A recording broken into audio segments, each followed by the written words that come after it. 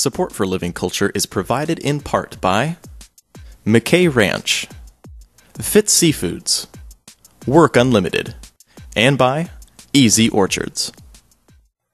Today we visit Chef Marc Nassar. Marc is well known for cooking Mediterranean-style foods, with an emphasis on Lebanese traditions. We've introduced Marc to Scott Jondle. Scott owns a beautiful piece of farmland just south of Dallas, where he and his family raise livestock. The property is comprised of about 200 acres. As we tour the farm, we see chickens milling about and cattle grazing freely on the pasture. But we've come today to see the lamb. Well, Scott, it's really beautiful visiting your farm. I think it's a wonderful, wonderful thing. And I've come to get some lamb for a very special family dish that I like to prepare, which is my Lebanese rolled grape leaves. And Nate told me that this is one of the best places to get lamb, so I'm very happy to be here. Thank you for the kind words about our farm. We do think it is a beautiful farm, and that's one of the things that attracted us to this particular location when we moved here 10 years ago. What you're seeing in this field are the ewes and the young female lambs. About a week ago, we removed the young male lambs because they were getting to an age where they were starting to get fertile, and we didn't want them breeding with their siblings. And those are the ones that will be butchered. Typically, we want to increase our flock, so we keep the females for breeding, and it's the males, the wethers, that we will sell for meat. Do you butcher them on site, or do you send them off to a place, to a slaughterhouse to get butchered, or they come here to do it? We take them to Mount Angel. It's a USDA certified inspected facility, which allows us then to sell the lamb by the cut or by the piece. So that's the main advantage of taking it there. And we really like working with those people. They're great people, and they do a real good job for us. Well, the dish that I'm going to make is an old family recipe that goes way back to Beirut, Lebanon, which is our Lebanese rolled grape leaves. And it requires 2 cuts of lamb, and one are the lamb riblets, and another is basically some ground lamb. And I'm assuming that we can get some of that wonderful stuff from you.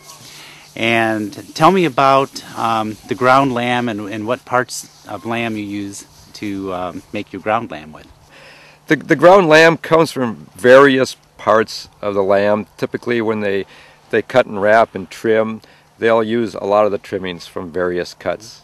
And so that's probably what gives the ground kind of its unique flavor, is that you're getting various cuts, trimmings from various parts of the animal. And of course the riblets are very popular too. They have a very distinct flavor, very good flavor, and we tend to sell a lot of those as well. Enjoy! Thank you so very much. You're welcome. Well, it's in a very beautiful setting. I mean, you have good views in the valley, and that's probably what I really enjoyed about the farm. There was a very serene feel about it, and his old oak trees were very beautiful.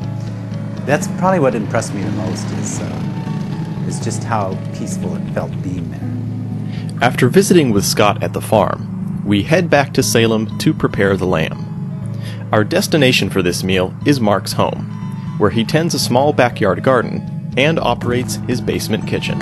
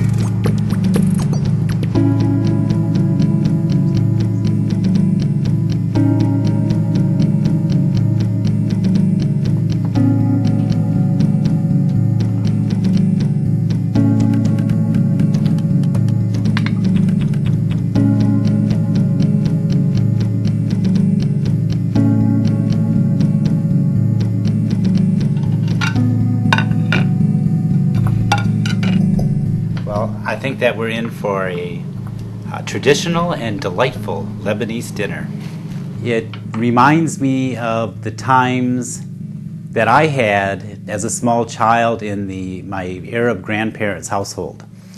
We had a very large extended family back in the day, and every holiday their house was filled with several generations of Nassars, and from little kids running around to adults playing cards and smoking pipes, and it's a throwback to a day when I had another culture in my life, which I don't anymore. So it's a very sentimental dish to me, as well as just from a culinary point of view. It's just delicious, and it's just one of my favorite things to eat ever. And part of that goes back to the fact that I've been eating it since I was a small child, and it was always my favorite dish of all the Arab foods that my grandmother would make.